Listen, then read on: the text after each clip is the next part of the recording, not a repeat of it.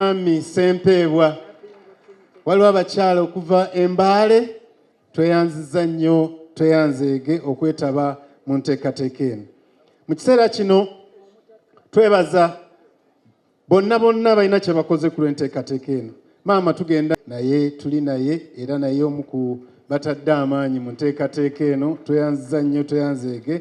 St. Lawrence Schools and Colleges mwebale nnyo mwebalire ddala. Gayaza High mwebale nnyo mwebalire ddala. Ne Trinity College na Bingo. Nabisunsa banaye mwebale nnyo mwebalire ddala. Tugenda kola enteeka. Katondo mulungi ow'ekisa otubere Mukama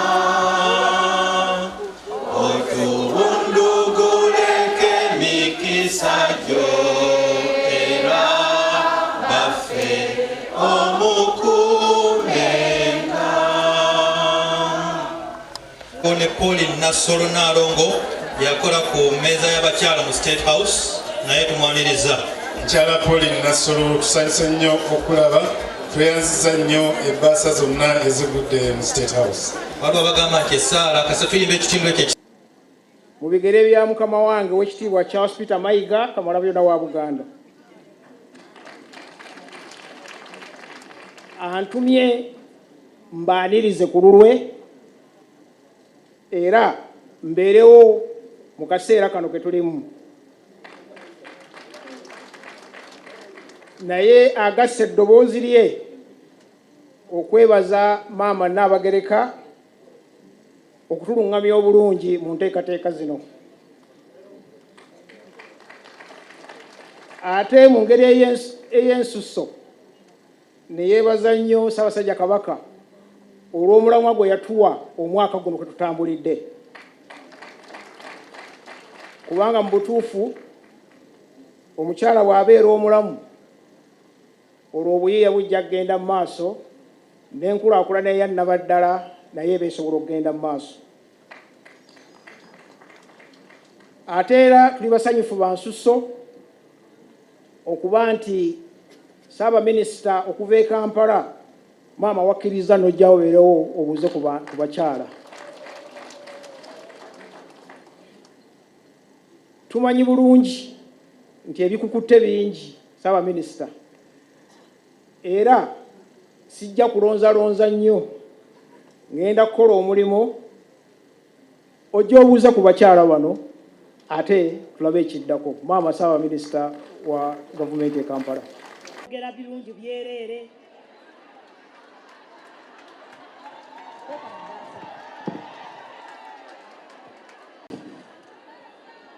Banaye mukkirize nkimanyi we muli wano mwaze okunywa ku mazzi, mujja kunywa amazzi, kati muleke maama Nabagereka nteekemuko emiliyoni 10 zino.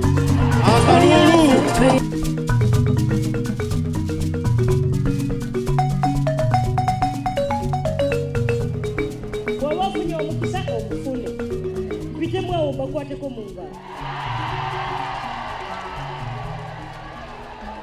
Ate bw'oba togufunye tonyiiga kubanga amaanyi nina matono.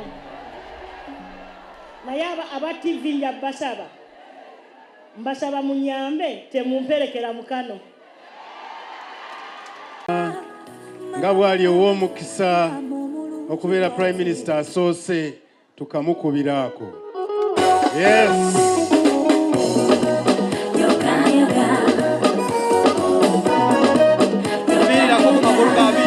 Prime Minister. Usaba wanike mikono jise mu maaso. Nambe wanike mikono webaze nyini yonna.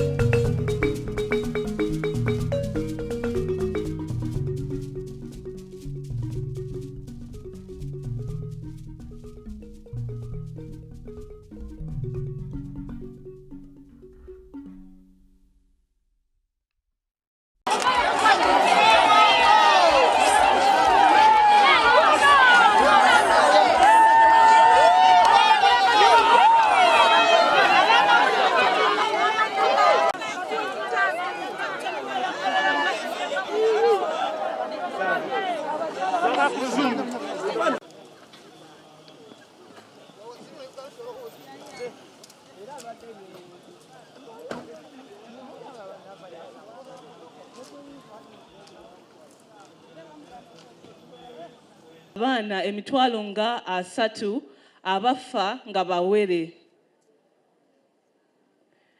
Ezo nno emiwendo giri waggulu nnyo. Ate Buganda ekoseddwa nnyo mu nsonga eno lwakuba emiwendo gino 5 ku 100 giva mu masaza ga Buganda. Alipoota ya Minisitule y'ebyobulamu ey'omwaka oguwedde yalaga nti abakyala abasinga okufa nga bazaala kiva ku kuvaamu omusaayi omungi era bano ebitundu 42 ku 100 be bafa olwa condition eyo. Abakyala 38 ku bitundu 100 be bafa olw'endwadde ya pressure nga bazaala. Era abakyala 15 era abakyala abalala bafa lwa kutana era bano bakola obutundu 15 ku 10 ku bakyala bafa nga bazaala. Ensonga endala ezikuumye guno muwendo waggulu ke kasoobo. Ng'enjogera bw'egamba akabi kali mu kulwa. Kino kitandikira ddala omukyala walwawo okugenda mu ddwaliro okuzaala. Ekyokubiri, w'osalawo okugenda okuzaala oyinza okulwawo okutuuka ku ddwaliro gy'ogenda okuzaala. Ate ekyokusatu, w'otuuka ku ddwaliro oluusi abasawo bayinza okulwawo okukuwa obujjanjabi. So nga ate ensonga esinga okuleetera abaana abawere okufa yeekuusa ku baana obutassa bulungi nga bakamala okuzaalibwa. Ebitundu 5 ku 100 abaana abawere bafa olw'obutasobola kussa bulungi nga bakazaalibwa. Emisanvu mingi egiri mu kkubo eri abakyala okufuna obulamu obulungi. Okusookera ddala, abakyala bagenda kikeerezi nnyo okunywa eddagala nga bafunye embuto. Ebitundu 7 ku 100 be bakyala bagenda okunywa eddagala obudde nga bugenze babeera bafunye embuto. Ekyo kiba kitegeeza tebasobola kumalayo emirundi egiragirwa omukyala osobola okunywa eddagala obulungi azaale bulungi era afune n'omwana we ng'ali bulungi. Ekyokubiri, abakyala batono abazaalira mu ddwaliro. Alipoota ziraga nti ekitundu 66 ku 100 be bakyala abazaalira mu ddwaliro, abalala tebajja. Bazaalira ludda wa? Tetumanyi. Era eyo abamu gye bafiira oba ne bavaayo nga bali mu mbeera embi ne bafiira mu malwaliro. Era tulaba nti omuwendo gw'abaana batanaba kwetuuka abafuna embuto nagwo gweyongedde mu ggwanga.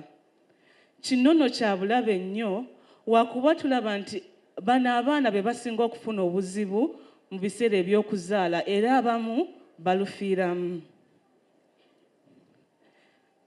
Njagala okubategeeza nti ebitundu 28 ku 100 be bakyala abatalina egumala mu mubiri gwabwe. Ekyo kiba kya bulabe nnyo naddala ng'ofunye olubuto. W'ofuna olubuto totunuulira mukyala ali wano ayeesibye gomesi oba omukyala ali mu owino. Olina okutandika okulowooza ku mwana ow'obuwala ali mu lubuto lwa maama we, y'oyo omukyala. Era omwana oyo agenda kufuuka muvubuka. Amulabiridde atya mu buvubuka, amulambisa atya paka watuuka okuzaala ewaawo n'okuzikuza. Project gye nkolera eya USAID. Oyagala omukolo gw'ogwenjawulo gubeere n'ebijjukize mu nnyumba yo? Kankwanjulire King Montage Photo Studio. Ffe bakafulu mu kkuba ebifaananyi n'okukola video. Olina wedding, birthday party, kukyala, nika, baby shower, photoshoot oba music shoot na buli kimu kyonna ky'oyagala. Ffe tusobola okuwa ebijjukize ebirungi eri ebirooto byo. Ate nno mwana wattu kusintiiza omuntu wa bulijjo. Tusangibwa Nankulabe ku Bitaala ku Prime Tower Level 3 Room D04. Okumanya ebisingawo tukubire ku nnamba zino: 07 02 1 4 1 25 oba noti 755 3 731 oba noti 777 noti 23 nya noti 5. King Montage Photo Studio ffe tusobola okuwa ebijjukizo ebirungi ate nno mwana wattu kusintiiza omuntu wa bulijjo.